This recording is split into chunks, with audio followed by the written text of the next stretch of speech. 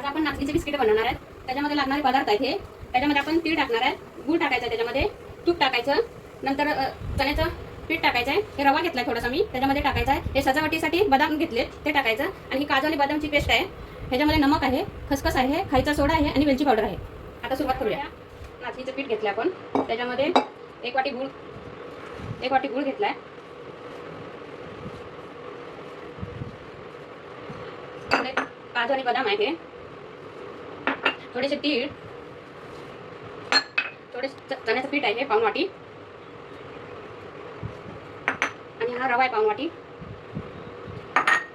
एक हा खायचा सोडा आहे, हे खसखस आणि हे नमक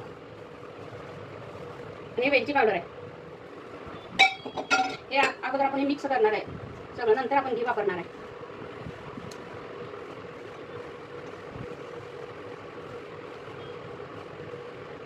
जीव झालं पाहिजे ते.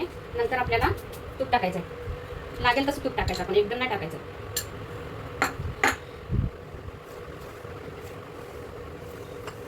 जीव करून आपण मळून घेतलं हे सगळं. आता ह्याच्यामध्ये जे राहिलेलं जीव होतं ते पण टाकायचं.